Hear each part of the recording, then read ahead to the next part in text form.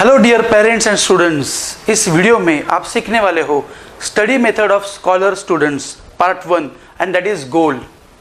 जिन students को 94% से ज़्यादा परसेंटेज मिलते हैं उन हज़ारों स्टूडेंट्स के और पेरेंट्स के हमने पिछले 16 सालों में इंटरव्यूज़ लिए हैं। उन इंटरव्यूज़ के दौरान उन स्टूडेंट्स की मेथड ऑफ स्टडी यानी उन्होंने किस तरह से पढ़ाई की थी उसके बारे में हमने रिसर्च किया है। उस रिसर्च से हमें बहुत से आउटकम्स मिले हैं। उन आउटकम्स में से मैं आज यहाँ पर सबसे इम्पॉर्टेंट पॉइंट डिस्कस करने वाला हूँ। उन सभी स्टूडेंट्स और पेरेंट्स में एक बात कॉमन थी और वो कॉमन बात थी उनके गोल्स। इन गोल्स के 4 प्रकार होते हैं। First, final exam marks goal. Second, subject wise goal. Third, lesson wise goal. और fourth, board question paper wise goal. इन गोल्स को मैंने 4 हिस्सों में डिवाइड किया है। फर्स्ट, फाइनल एग्ज़ाम गोल, मतलब मुझे 10th के बोर्ड एग्ज़ाम में या 9th में या 8th में, अगर आप 7th में हो या अगर आप 7th में जा रहे हो तो 7th में, 6th में, 5th में या 10th में आप जिस स्टैंडर्ड में भी हो उस स्टैंडर्ड में आपको कितने परसेंट लाने हैं। फॉर एग्ज़ाम्पल मुझे 96% लाने हैं, तो ये हो गया आपका फर्स्ट गोल। सेकेंड हो गया सब्जेक्ट वाइज गोल। सब्जेक्ट वाइज गोल का मतलब क्या होता है? फॉर एग्जाम्पल 10th का करिकुलम या 9th का करिकुलम, ये सब करिकुलम बनता है सब्जेक्ट से। जब सब सब्जेक्ट्स इकट्ठा होते हैं तो एक बनता है करिकुलम। सब्जेक्ट में होते हैं लेसन्स। तो अभी हम लोग देखते हैं कि सब्जेक्ट वाइज गोल का मतलब क्या होता है। फॉर एग्जाम्पल अगर मैं 10th में हूँ और मुझे 10th में 96% चाहिए तो सब्जेक्ट है पहला मराठी। सो मराठी 100 मार्क्स के लिए होता है। हम ये टेबल में देख सकते हैं कि मराठी सब्जेक्ट है वो 100 मार्क्स के लिए है।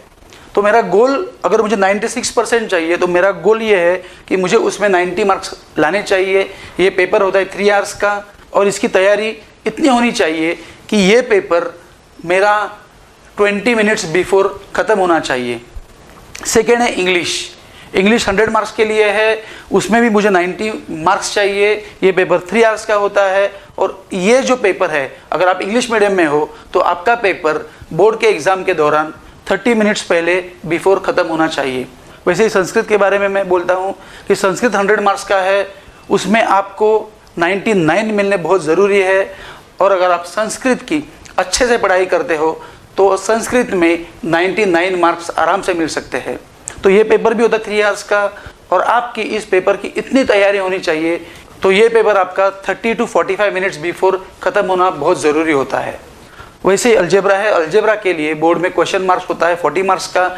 10 मार्क्स स्कूल में जो होते हैं वो प्रैक्टिकल के लिए होते हैं।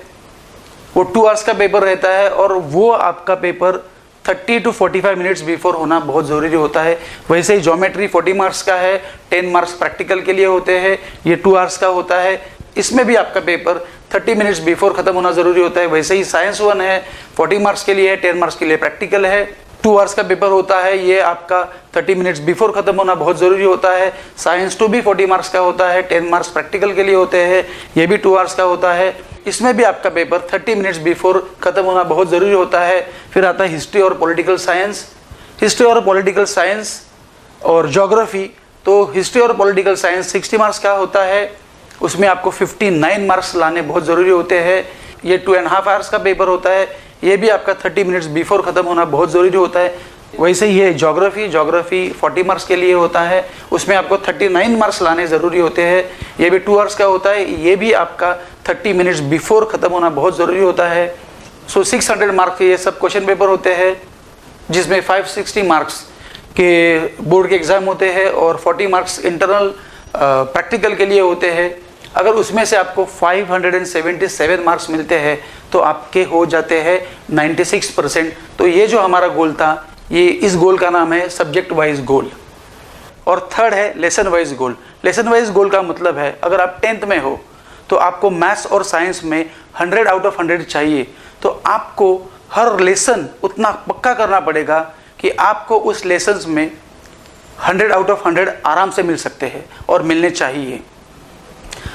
अलजेब्रा और ज्योमेट्री में एक डी टाइप क्वेश्चन होता है जो थोड़ा सा टफ होता है, जो अपने टेक्स्ट बुक के बाहर का होता है। अगर उसमें भी आपको आउट ऑफ चाहिए तो उसके लिए आपको अलग से तैयारी करनी पड़ेगी। जैसे कि एक ये out of text book questions होते हैं। सेकंड, उसमें 2 होते हैं, उसमें से आपको एक सॉल्व करना होता है। आप अदर पब्लिकेशंस या अदर क्लासेस या आपके स्कूल के प्रीलिम एग्ज़ाम या अदर क्लासेस के प्रीलिम एग्ज़ाम्स, इनके सब पेपर इकट्ठा करके आप उसमें से ये डी टाइप के जो सम्स होते हैं इसकी ज़्यादा प्रैक्टिस कर सकते हैं, जिससे आपको मैथ्स और साइंस में 100 आउट ऑफ 100 लाना बहुत ज़रूरी होता है और ये इजीली और आसानी से हो सकता है। तो ये हो गया आपका लेसन वाइज गोल। और 4th गोल है board question paper pattern wise goal. मतलब अगर आप 10th में हो तो आपको लास्ट ईयर्स के पेपर पैटर्न देखने पड़ेंगे, या 9th में हो तो भी, या 8th में हो तो भी आपके स्कूल्स के लास्ट ईयर के पेपर पैटर्न आपको देखने पड़ेंगे। आपकी पढ़ाई ऐसी होनी चाहिए कि आपको किसी भी लेसन में डाउट नहीं होना चाहिए, आपको सब आ रहा है और आपका राइटिंग स्पीड इतना है कि आपका पेपर बोर्ड में या फाइनल एग्जाम में या स्कूल के किसी भी एग्जाम में आपका पेपर 15 से 20 मिनट पहले ख़त्म होना बहुत ज़रूरी होता है। अगर आपको 96% चाहिए तो आप हिस्ट्री, पॉलिटिकल साइंस और ज्योग्राफी, इन 2 सब्जेक्ट्स में सिर्फ एक मार्क्स गवा सकते हो। और 4th गोल होता है board question paper pattern wise goal. यहाँ पर मैं आपको इंग्लिश पेपर पैटर्न का एग्जाम्पल देता हूँ। इंग्लिश पेपर जो 6 सेक्शन में डिवाइड होता है। फर्स्ट सेक्शन होता है ग्रामर, वो होता है 20 मार्क्स के लिए। सेक्शन 2 उसमें 2 सीन पैसेजेस आते हैं, वो 20 मार्क्स के लिए होता है। सेक्शन 3 पोइट्री 5 मार्क्स, उसमें होता है एक एप्रिसिएशन ऑफ पोइट्री 10 मार्क्स के लिए होता है। सेक्शन 4 अनसीन पैसेजेस 10 मार्क्स के लिए होता है। समरी 5 मार्क्स के लिए होता है। सेक्शन 5 और सेक्शन 6, सेक्शन 5 में राइटिंग स्किल वो 20 मार्क्स के लिए होता है और सेक्शन 6 राइटिंग स्किल्स वो 10 मार्क्स के लिए होता है। तो अगर सेक्शन 1 में हम जाते हैं और वहाँ पे ग्रामर होता है, तो ग्रामर में क्या क्या हो सकता है। तो अगर मेरा ये गोल है कि मुझे 90 या 90 से ज़्यादा मार्क्स चाहिए इंग्लिश में, तो समझो सेक्शन 1 में ग्रामर है, तो ग्रामर में क्या होना चाहिए। तो ग्रामर में आता है finite and non finite verbs, उसमें आता है पंक्चुएशन, उसमें आता है काइंड्स ऑफ सेंटेंसेस जैसे assertive, imperative, types of sentences, complex, simple etcetera.